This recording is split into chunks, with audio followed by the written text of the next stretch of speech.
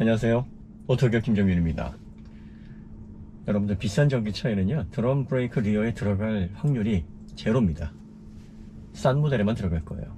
이 이유를 확실하게 말씀을 드릴게요. 이거 굉장히 단순한 원리고, 핵심을 아시면 여러분들도 이걸 내가 놓쳤구나 하실 겁니다. 왜 비싼 모델에 안 들어가느냐? 비싼 모델에 드럼 브레이크를 넣어서 생기는 이득보다는 잃는 게 더 많다라고 판단을 하기 때문에, 다시 말해서 돈이 안 된다. 싼 모델은 굉장히 큰 이득이 되기 때문이다, 이겁니다. 규모의 경제라는 말 들어보셨죠? 자동차는 부품수가 2만 개 이상 들어갑니다. 근데 그 2만 개가 하나하나 다 뛰어넘는 그렇다는 거고, 어셈블리로 구성이 돼 있어서 한 대략 몇천 개 정도가 이렇게 붙어서 자동차를 형성을 합니다. 이거 다 뛰어넘으면 그 정도 될 것이다. 여러분, 계산하기 좋게 우리가 이렇게 한번 보겠습니다. 그냥 부품을 다 2만 개라고 보고, 다 떨어져서 원가가 하나씩은 다 들어가는 거니까, 그 2만 개 부품을 1원씩만 원가를 낮추게 되면은요, 2만 개면은 2만 원입니다. 그죠? 1원씩 2만 개 원가를 낮춘다. 혹은 뭐 지불 가격 1원만 깎아줘, 각 부품 다 해서. 단순한 계산입니다. 그러면 2만원씩 아껴서 얼마나 큰 돈이 되느냐? 코롤라, 라브4 이게 1년에 100만 대 정도 나가거든요. 그러면 이런 모델들의 각 부품을 1원씩만 낮췄다고 치죠. 대당 1년에 200억 원의 수익이 생깁니다. 엄청나죠? 이게 규모의 경제, 이게 자동차에서 얻어지는 원가 절감의 혜택입니다. 원가 절감에 목숨을 거는 모델이 있고, 그렇지 않은 모델이 있습니다. 목숨을 거는 모델이 바로 코롤라나 라브4 같은 모델들이에요. 볼륨 모델. 이건 원가 절감해야 됩니다. 왜? 원가 절감으로 얻어질 수 있는 이익이 너무나 크거든요. 전기차 앞으로 리어 드럼 브레이크가 어디에 적용이 되냐면 바로 이런 모델들에 적용이 됩니다. 전기차는요, 플랫폼으로 다양한 모델을 생산하기가 좋습니다. 내연차보다 더 확장성이 좋아요. 융통성이 있습니다. 왜? 엔진, 변속기 이게 없어져 버리니까 플랫폼을 하나 적당하게 잘 만들어 놓으면 이걸 가지고 5모델, 10모델, 심지어는 15 그 이상으로도 만들 수 있습니다. 그러면 MEB 플랫폼은 이거 별로다 해서 앞으로 없어질 거긴 하겠지만, 폭스바겐 그룹도 MQB를 비롯해서 플랫폼이 굉장히 중요한 겁니다. 그래서 SSP로 2026년도에 통일하겠다. 그럼 이 저가형 플랫폼으로 폭스바겐은 계열사들이 굉장히 많습니다. 스코다를 비롯해서 부가티, 람보르기니까지 있습니다. 이런 고급 모델들은 사실 저가형을 플랫폼을 줘도 안 쓰죠. 하지만 대부분의 사람들이 구입하는 골프라든지, 혹은 또 전기차 시대의 ID4라든지 Q4 이런 모델들은요, 가장 엔트리급의 플랫폼으로 만들어져야 되고, 이 엔트리급 플랫폼으로 인해서 파생되는 모델들이 굉장히 많을 겁니다. 미니버스도 나올 테고, 작은 해치백, SUV도 나올 테고, 세단도 나올 테고요. 자, 그러면 예를 들어서 앞으로 이 MEB 플랫폼을 이제 새로운 형태로 SSP의 저가형으로 만약에 만들어서 다양한 보급형 모델에 실른다. 전기차 대중화 시대가 왔다. 이 플랫폼을 기반으로 생산되는 모델이 한 10개인데, 어떤 건 5만 대, 어떤 건 20만 대, 연 이렇게 이제 판매가 되겠죠, 앞으로? 그래서 이 플랫폼으로 나가는 전기차의 총합, 그래서 리어 브레이크 드럼으로 사용되는 그 라인업을 다 합쳐보니까 연 100만 대가 판매가 되더라. 그러면 이 리어 브레이크에서 예를 들어서 가장 낮게 아주 최소로 돈이 아껴진다라고 보고 한 10,000원만 아낀다 이렇게 생각을 해보면 100억입니다. 거기서 절감되는 원가 절감이 100억입니다. 제조사를 눈 돌아가지 않을까요? 이거 미리 준비하고 싶어 하지 않겠습니까? 맞습니다. 그래서 하는 거예요. 비싼 모델은요, 1억 근접한 모델들 한 7, 8천만 돼도요, 이게 판매 대수가 많이 안 나옵니다. 실질적으로 이거 많이 팔리지 않아요. 그리고 고급형 모델들은 저가형 플랫폼을 적용하기가 조금 어려운 부분들이 있습니다. 성능적으로 좀 차이가 나기도 하지만 제품의 고유와 특징이 좀 있어요, 고급 모델로서. 그래서 하나의 플랫폼을 많은 모델로 파생 모델을 만들기가 사실은 쉽지가 않아요. 그러니까 대수도 뭐 많이 판매해야 뭐 10만 대 정도 넘기는 수준. 네, 그리고 전체 라인업 공유할 수 있는 파츠도 사실 독장적인 어떤 장점을 실어놔야 되기 때문에 많지 않고, 그러다 보니 뭐 많아야 한 2, 30만 대, 그것도 사실 잘 나가는 모델이어야지만 그렇게 낼 수가 있는 거고, 대부분은 뭐 10만 대 언더로 판매가 되는, 그리고 또 아주 비싼 모델들은 몇천 대에서 몇만 대 수준인데, 이런 데서 원가 절감을 해서 얻어지는 이익이 크지 않아요. 이건 규모의 경제로 인해서 그 혜택을 받을 수 있는 모델이 아닙니다. 그리고 원가 절감 잘못했다가는 고급 소비자들에게 철퇴를 받습니다. 브랜드 밸류에도 악영향을 미쳐요. 시도도 안 하는 겁니다. 얻어지는 게 없어요. 그렇기 때문에 앞으로 드럼 브레이크가 만약에 전기차의 엔트리 모델에 적용이 된다고 해도 고급형 모델에 들어올 확률은 거의 제로에 수렴합니다. 제조사들이 그런 보험을 하질 않아요. 그런데 저렴한 모델은 아마 길을 쓰고 하려고 할 겁니다. 이건 돈하고 굉장히 크게 연관이 되어 있거든요. 그래서 드럼 브레이크가 적용될 수 있는, 그래서 소비자들이 이거를 이해할 수 있을 만한 근거를 이제 찾아서 계속 시도를 할 겁니다. 첫 번째가 회생제동이죠. 회생제동이 있으니까 프론트 브레이크는 제동 부담이 한 70% 되죠. 리어가 30%. 그러니까 프론트에 비해서 리어 정도는 회생제동이 있으니까 드럼 브레이크를 써도 성능적으로 그렇게 문제가 없습니다 라고 얘기를 하면 소비자들이 어느 정도 인식할 수 있습니다. 찜찜하지만 뭐 그럴 수 있겠다, 여기까지는 생각할 수가 있겠죠. 그죠?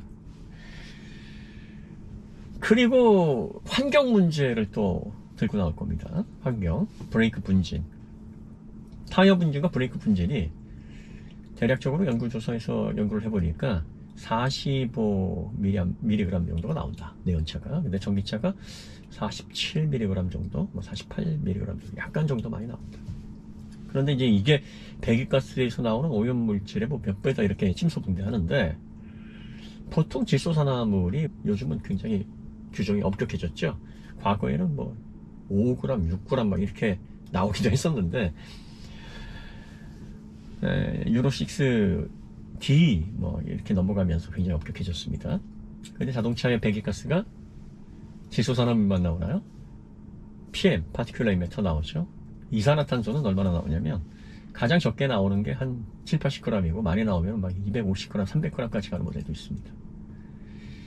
미리그램은 1000분의 1g이에요. 49mg은 0.047g, 45g은 0.045g. 그러니까 0.002g 차이. 그러니까 심각하다고 이렇게 얘기를 하는 겁니다. 그리고 가장 녹수가 규제가 엄격한데 그거에 비해서 이거 봐라 이렇게 많이 나오지 않느냐, 좀 심각하다, 침소분해하는 거죠. 안 나와야죠. 물론 그것도 안 나와야 되고 환경에 악영향을 미치는 게 맞습니다. 그 0.045g, 0.047g에는 타이어 분진, 그리고 브레이크 분진, 아스팔트 분진 이런 게 섞여 있습니다. 브레이크 분진 같은 경우에는 10mg 이하예요. 그리고 전기차는 훨씬 더 적게 나옵니다. 전기차 같은 경우에는 회생제동이 있으니까 브레이크 분진이 내연차에 비해서 중량은 많이 나가지만 브레이크 분진은 훨씬 더 적습니다. 요게 이제 환경의 문제니까 요거 없애야 되지 않느냐. 그러면 드럼 브레이크가 답이다, 뭐 이렇게 얘기를 해요. 한번 생각을 해보세요. 전륜의 70%, 후륜의 30%면 전륜을 바꿔야죠. 환경에서 정말 거기에서도 비율적으로 많이 나오지 않겠습니까? 근데 거의 제동 부담이 없고 열 많이 안 나는데요. 이러면 브레이크 분진도 많이 안 나온다는 얘기잖아요. 그죠? 근데 여긴 또 환경을 갖다 붙입니다. 아니, 브레이크가 개입해서 물리 브레이크를 많이 사용하지 않는다고 하면 브레이크 분진도 그럼 리어 쪽에는 거의 나오지 않는다라고 봐야 되는 거 아닙니까? 그리고 70%의 제동력이 몰려있는 전륜 쪽에 그 문제를 해결해야 되는 거죠. 환경이 정말 중요하다면. 그런데 이렇게 얘기를 해요. 내연차 같은 경우에는 뭐 후륜 30%라고 해도 이 제동 부담이 크니까 브레이크 분진 많이 나올 수 있어요. 전기차는 우려할 만큼 그렇게 나오지 않는데 굳이 그 이유를 갖다 붙입니다. 왜? 이유가 가장 설득력이 있거든요. 지구가 죽어가고 있다는데, 환경이 문제라는데, 소비자들도 그래 환경세 내는 셈 치고 그냥 감수하자, 이렇게 인식할 수 있는 그런 워딩이 될 수 있습니다. 폭스바겐이 총대를 맸네요. 다른 제조사들이 초미의 관심일 겁니다. 왜?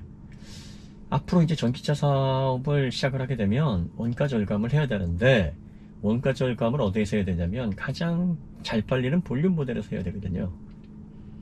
가장 잘 팔리는 볼륨 모델에서 굵직굵직한 부품들에서 돈을 확확 덜어내야 이게 10만 대가 되고 100만 대가 됐을 때 엄청난 수익 차이로 결과가 나옵니다. 그러면 폭스바겐이 지금 이 드럼 브레이크에 대한 인식 전환에 성공을 해야 됩니다. 다른 제조사들은 간절히 바랄 겁니다.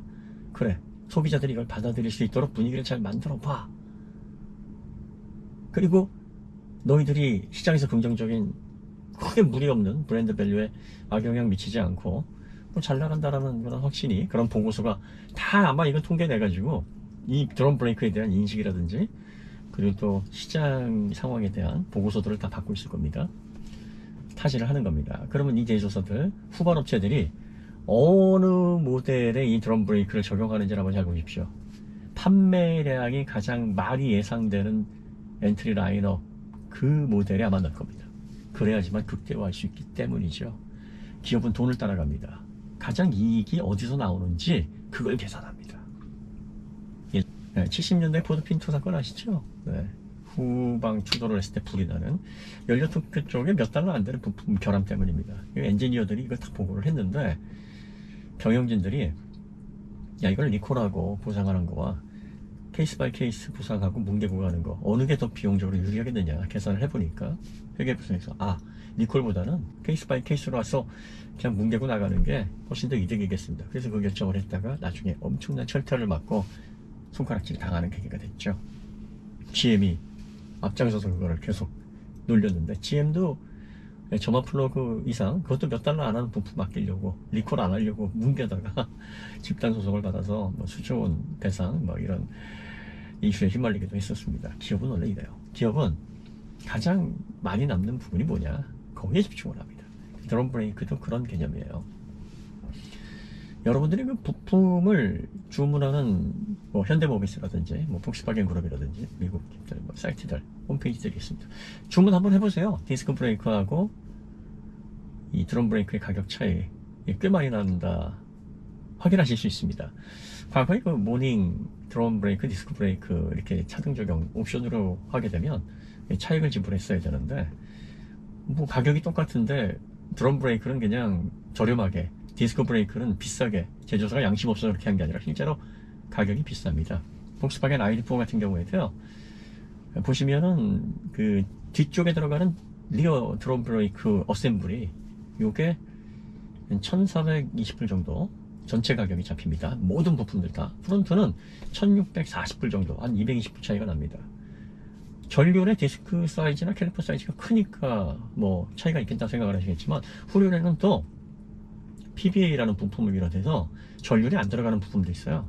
그러니까 만약에 후륜도 디스크를 구성했을 때 디스크 사이즈나 캘리퍼 사이즈는 작아지지만 그 외 후륜 쪽에 들어가는 부품들의 플러스 부분을 감안하면 구조적으로 드럼 브레이크가 저렴한 거예요. 저렴하니까 전체 어셈블리도 저렴하게 잡히는 겁니다. 얼마가 저렴한지는 제조사만 알죠. 한번 계산을 단순하게 한번 해보죠. 뭐 가격 차이가 디스크를 넣었을 때와 드럼을 넣었을 때 220불, 폭스바겐 기준으로 보면. 그런데 이제 디스크 차이도 있고 뭐 캘리퍼 차이도 있고 뒤쪽에만 들어가는 PBA 이런 관련 계통도 있고 하니까 뭐 대략 한 5만원만 잡읍시다. 이게 정확한 거 아닙니다. 그냥 단순 편의를 위해서 그렇게 하는 거예요.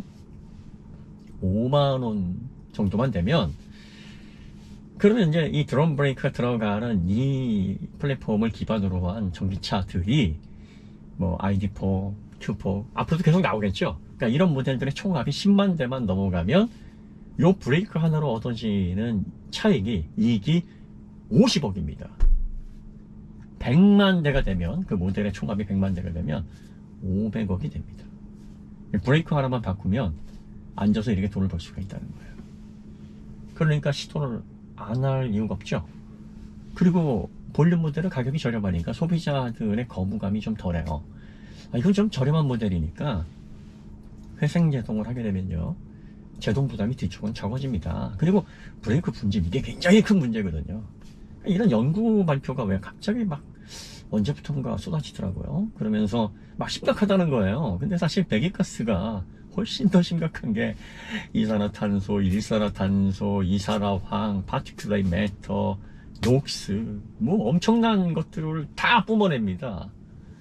이산화탄소만 해도 뭐 100g이 그냥 확 넘어가고, 그리고 녹스가 0.0 몇 g으로 낮아진 거는 최근의 일이고요. 과거에는 막 10g, 7g, 5g 이렇게 나왔거든요. 근데 0.047이냐 0.045냐 이거 가지고 따지고 있고, 그 중에서 브레이크 분진은 0.01이 나올까 말까 한데, 더군다나 드럼을 넣는다고 해도 전륜에 넣는 게 아니라 후륜에 넣으니까 그 중에서 또 발생하는 70%를 또 빼야 됩니다. 대부분은 앞에서 발생을 하니까요. 더군다나 전기차는 회생제동 때문에 브레이크 분진이 더 많이 안 나와요. 그럼 도대체 드럼 브레이크 하나를 넣어서 줄일 수 있는 브레이크 분진의 양은 도대체 얼마냐? 아주 미미하다 이거죠. 이것 때문에 환경을 부르짖는다? 이거 너무 웃기는 얘기 같지 않습니까? 어떠세요? 정말로 환경이 정말 문제가 되고 브레이크 분진이 문제가 되면 앞에, 뒤에 다 드럼으로 해야죠. 그래야 얘기가 맞아요. 앞에는 근데 넣으면 안 돼요. 왜? 드럼 브레이크가 구조적으로 그 감당을 못 합니다. 드럼 브레이크는 열을 효율적으로 발산을 못 합니다. 그러니까 초기에는 제동력 잘 나오는 것처럼 보여도, 이거 몇 번 반복 제동을 하게 되면은, 문제가 발생할 수 있는 여지가 있습니다. 긴급시. 그 다음에, 히스테리시스라고 해서요. 이 전자기도, 전기 모터 설계하시는 분들 아주 익숙한 개념인데, 이 루프가 상당히 제어가 어렵게 발생을 합니다. 그러니까 이런 문제점들이 있고요. 그 다음에 슈가 벌어지는데, 이 슈가 벌어질 때도 좌측 우측이 이렇게 딱 균일하게 벌어져서 고른 면적이 닿게 돼야 되는데, 제동력은 마찰 계수 곱하기 수직항력이니까, 마찰 계수라는 거는 재질 그리고 면적 이런 요소들이거든요. 근데 이게 막 사용하다 보면은 벌어지는 이 패턴이 일정하지 않아서 면으로 붙는 게 아니라 점으로 붙는 현상이 생깁니다. 그래서 처음에는 제동력이 잘 나오다가 어느 시점에선가 제동력을 상실하는 그런 현상들이 그래서 발생을 합니다. 또 고장이 났는지 아닌지 육안으로 이걸 확인할 수가 없어요. 다 뜯어봐야 됩니다. 실린더, 이게 생각보다 잘 터져요. 그래서 실린더 대용량으로 그나마 넣어야 문제가 발생하지 않는데, 그럼 폭스바겐 ID4에 들어가 있는 드럼 브레이크는 얼마나 차별화되어 있는 거냐? PBA, 파킹 일렉트릭 그 브레이크, 요거를 위해서 이제 모터 하나 들어가 있고요. 전기차에는 이거 꼭 들어가야 돼요. 그러니까 별스러운 거 아닙니다. 얘만 들어가 있는 게 아니라 뭐 다른 전기차들도 다 이 자동 파킹 브레이크를 위한 서버 버튼은 들어가야 됩니다. 그 다음에 실린더를 비철금속으로 만들었어요. 알루미늄 합금으로 썼다 이거죠. 아마 녹 문제, 그 외에 또 열 문제, 이런 것들을 좀 해결하려고 그나마 요거를 소재를 변경한 걸로 보입니다. 나머지는 다 똑같아요. 나머지는 다 똑같고, 판매하는 가격도 디스크 브레이크 어셈블리에 비해서 한 $220 저렴하게 책정이 되어 있습니다. 그러니까 전반적으로 가격을 이걸 적용하게 되면 얼마가 낮아지는지는 모르지만 가격이 내려가는 게 맞아요. 그게 팩트예요. 그리고 폭스바겐이 MEB 플랫폼을 기반으로 한 ID4, Q4, 그리고 또 앞으로 ID 버즈라든지 계속 이 MEB 플랫폼을 기반으로 한 고만고만한 전기차들이 계속 나올 겁니다.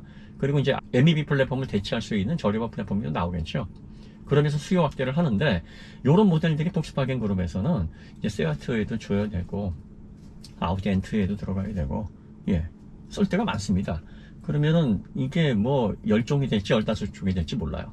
앞으로 여기에서 뭐 50만 대가 판매가 될지 100만 대가 판매가 될지 200만 대가 판매될지 모릅니다. 그러니까 여기에는 반드시 드럼 브레이크를 넣어야 돼요. 왜? 그래서 다만 몇만 원이라도 낮추면 이게 100만 대가 달성이 되는 순간 몇백억으로 수익으로 돌아옵니다.